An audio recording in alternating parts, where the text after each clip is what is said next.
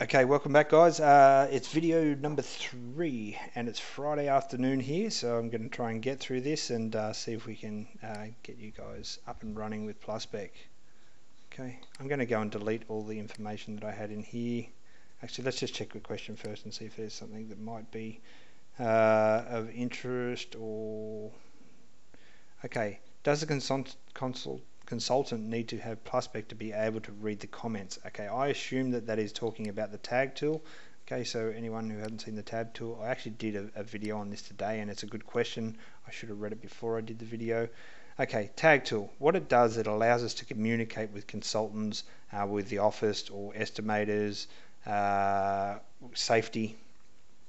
A big thing around the world now is keeping the job site safe, and a lot of things, and the best thing about 3D models is that we can actually figure out where there are potential risks before we start, especially when we're going into contours and so on that we're taking from Google Earth. We can see a lot more problems before the job starts and hopefully tackle those issues before we start. And also time, so things like complexity and so on. So one of the questions earlier was about hip roofs and how about getting particular takeoff information, or you know what, Plusspec isn't telling you how many nails, although it does tell you how many screws you need in a door hinge. I think nails is something that usually we just go out and buy 5,000. So let's have a look. I'm going to go back here to structure. I'm going to go and add some time tags. I'm going to allocate some time here. So let's go to submit and go, well, because it's a pitched roof instead of a trussed roof, you would surmise that the time to do it is going to be longer. Now that's not always the case, but so what we're going to do is say we're going to allocate time for the carpenter on site. Carpenter, and the location is on the pitched roof. Some customers still demand pitched roofs here, and you know what, it's actually a really good solid method. Notes, so we are allowing, terrible typer, 50 hours for 2 men, so it'll be 100 hours, and so whatever your charging price is, I don't know what you're charging guys, I hope you're charging $100 an hour, it'd be nice to hear. So 50 hours, which is 100 hours, so $10,000. That's $1,000. Okay, so we've got 100 hours, so it's $10,000, okay, and go submit. Now we might want to send this to a carpenter who isn't using Plusspec, okay. We might, there's probably a couple of other things I could touch on here. I might actually say purchase info might be Bob the Builder. We're going to purchase it off, okay. I can change where the layer is, but I'm going to leave it on tag so we can find it nice and easy and go submit.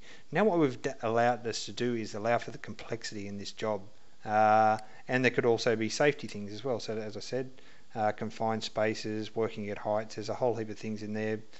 Noise, plant and vehicle tags, safety issues tag. Let's go submit. So we might need scaffold to put these underpurlins in and our hip, so we might use a certain type of thing. So we might say, okay, assign to the carpenter again, or we might even assign it to the site supervisor to organise it. So we might say foreman, site supervisor. For the pitched roof, we need to allow, pitch roof, probably should be paying attention to what I'm writing here. We need to allow for scaffold. Sorry about the typing again. And then the site supervisor might say, well, it's being supplied by the contractor in a reply, but I'm just going to just use this as this at the moment. Submit. So we've actually gone and emailed this plan over to our site supervisor, and he doesn't have Plusspec. He can still go in and he can edit these tags for a dialog that'll open up in SketchUp, which means he can then go and say, okay, well now I've received the file by email, and he can reply and say the carpenter has scaffold, and he's a really nice guy, he's not going to charge us, he's not going to charge. Okay, now we've got it back, so therefore the price is 0, don't worry about it. and it's in site safety tags, and go submit. So now we've logged it. There's several things that we did. As soon as I put that in there, it put in a timestamp, so we knew when it was done. So if I went and did a takeoff now, let's have a look. It's only going to estimate what we're looking at. So here's all of my structural timber, but we have a safety tag, safety issue, extreme, site supervisor, blah, blah, blah, blah, need to allow scaffold, exactly what I wrote in there, and there's no cost. But just say we go to our tags, we've allowed for a carpenter to pitch a roof. We're allowing 50 hours to men. I probably should have written men in there. There's been no reply just yet. So for instance, we might go back and do a reply, and we have the information without having to go through the model. We can also use the outliner to actually be able to search this information. So if we're using a large model, and you'll notice in the tutorial that I did this morning, I gave an example. You'll notice here I also don't have outliner on, so I need to go to Window, Default Tray, go and turn my outliner on. It's a shame it's not a large model, but you know, simply I can go in here and I can write in whatever I'm looking for. Okay, so I'm going to write in tag anyway. Okay, you'll notice that 2 tags came up. If I go inside of here and open it up, it's a safety issue tag. If I go inside of here, it's an allocated time tag. If I actually double click it, it'll open the component, and I use a setting called control hide, and I can now find a tag in a model very, very quickly. Okay, so it's a really powerful thing to do, is to use the outliner to do this. You can go and track where information is. So if you don't know much about the outliner, there's some good SketchUp videos on it, but I think that's a good way to use the outliner.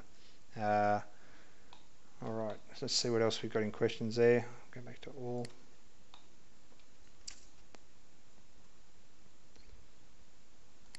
Okay, does the window estimate create a window schedule? Yes. Okay, so at the moment I've got in there 1, 2, 3, 4 windows. Right, if I do a takeoff, I have all of my information sitting there. So I go to my windows. Okay, I can simply go and I can copy all of this if it had prices and so on. So I can go Control A, that's inside of a cell. Right, and you'll notice it copied everything. If I didn't want that information, I wouldn't put it in there. And I'll go Control C. And if I went to Layout, which you would have seen that in the video earlier, and I might need a new sheet for my windows, Control V.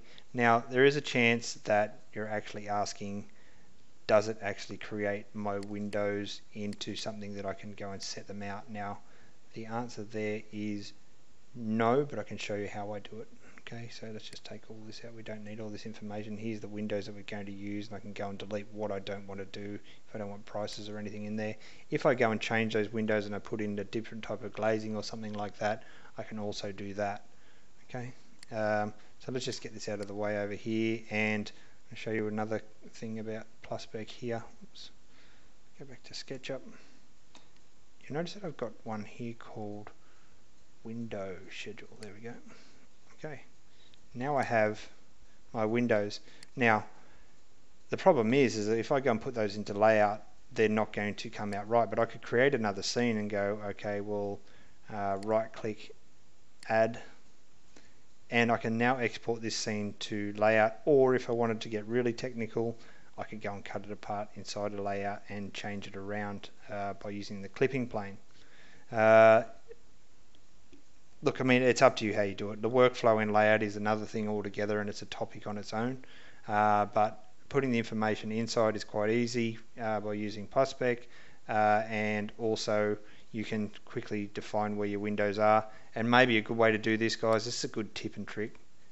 I'm going to copy these, Control C. If I start up a new SketchUp file, okay, and go close, and if I go here and go edit, paste in place, I will get my windows to show up in the correct places they were in the other model. I don't know if I push copy properly there. Edit, paste in place.